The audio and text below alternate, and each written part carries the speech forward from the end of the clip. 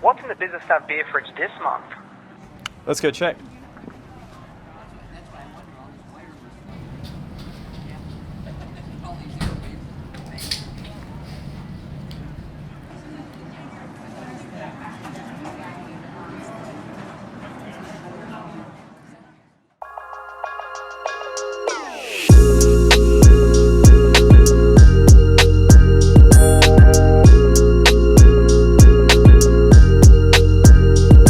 Scott Shomer, welcome to What's in the BUSINESSNAV Beer Fridge. Now, tell us how somebody goes from environmental science to opening a brewery to winning an environmental award.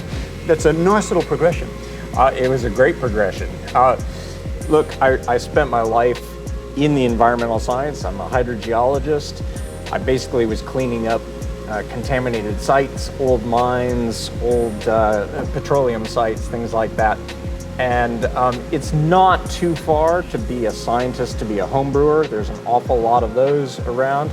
I always kept it in the back of my mind that when I'm ready to get out of cleaning up the planet and cleaning up oil spills, that brewing beer might be a much better gig.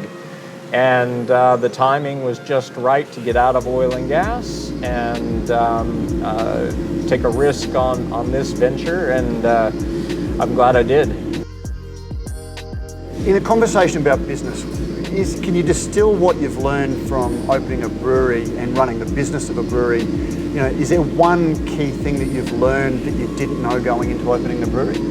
Oh, sure. And I think we had this conversation before I ever even started. And that is that, you know, even with years of consulting experience and running, you know, multi-million-dollar projects and things like that, running a brewery, it's every man fantasy, but first and foremost, it is a business. It just happens to have a really cool product. And speaking of that really, really nice product, we might actually talk about one. Now, this is the Helios Poseidon Pale Ale. So this is what's in the BUSINESSNAV Beer Fridge this month. Now, actually, before I do, just tell us about these glasses. These aren't the sort of thing you'll see in the front bar of your local hotel. Oh, no, these are what we use here in the brewery for sampling. We put them in these small glasses so that we can really give it a good Because you do drink with your eyes, your sense of smell comes into it, particularly with a beer like this, because I'm picking up a lot of hops. Yeah, it's everything. And you really want to get all those aromas and the flavor at the same time, because that's why all the breweries are doing double and triple dry hopping, is that they really want to maintain all the aromas. They don't want to boil off any of those aromatics. They want the customer to get those, and that's why you got to get your nose in the... So tell us about the American Pale Ale. We've heard a lot about it. I guess Little Creatures might be the best known example of this style. Yeah. Well, here in Australia, anyway. So I'm from California, so they're all American pale ales to me. There are some real classic American hops that people just dig. The Mosaic, the Cascades. This also has Willamette, which is sort of a more muted hero. And they all bring real classic aromas of that sort of orange zest, marmalade, a little bit of pine, things like that. I'm getting a little bit of bitterness coming through at the back palate, but that's nicely balanced with the malt. So if anyone maybe knows an IPA, that the bitterness can be a little bit more pronounced. This is a beer that's much more about the balance, isn't it? That's right, and particularly the California pale ales. The malt is definitely elevated to balance out the real elevated hops in it. So most Aussie pale ales, the malt isn't quite as pronounced. So there's a real complex malt bill that Charlie has put in this. So one of the things that makes Helios different, the name obviously taken from the sun. Big part of what you do is the environmental aspect.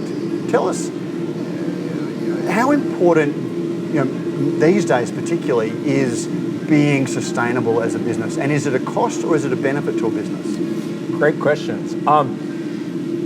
It is so important. It's easy to say, look, it's the way of the future, but we know that it is. We know that we have to shift how we do everything in life, not only to be sustainable and green, but to actually be profitable as a business. So we know that this transition is occurring now, and a massive transition will occur within the next 5 to 10 years. And so businesses that are leaders in that are actually going to do very well. And I would say businesses and governments who are sort of laggards on that are not going to do very well. They're going to suffer. So the second part of the question was, does it come at a cost? I try and put other businesses at ease and say, look, there might be a tiny incremental cost if you are either retrofitting or building anew, but things like our solar power are paid for itself in under a year. The solar thermal system... And we're not talking a couple of solar panels in your case, so it's a fairly extensive system. It's a pretty extensive system, and the solar thermal paid for itself in under 6 months. Now, as a business, we've now been operating 4 years. That means I'm getting free hot water, I'm getting free power, I'm using reduced amounts of gas. Gas and electricity prices for all my competitors is only going up. So I did it to be green, but I'm more competitive because of it. So what I'm saying is, as we move forward, there's actually serious advantages to being sustainable. Is there a marketing benefit? People come here for your beer. Do they engage with the idea of the sustainability of the business? Is that important to them? Yes. I can tell you that many of our patrons are very, very proud. We've got a board that shows some of our achievements in the environmental space. And they treat this as their solar brewery. They love that we're green.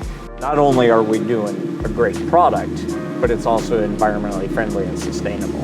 Is there a shift in consumer perceptions? We've recently seen COP26, for example. We've seen a whole lot of focus on the environment. Are consumers becoming a little bit more aware, and they are shifting their decisions based on that? They certainly are. And just going to your local supermarket, you can suddenly see in the last year there are all of these meat alternatives that have just popped up. Why? It's driven by the consumers. The consumers want alternatives.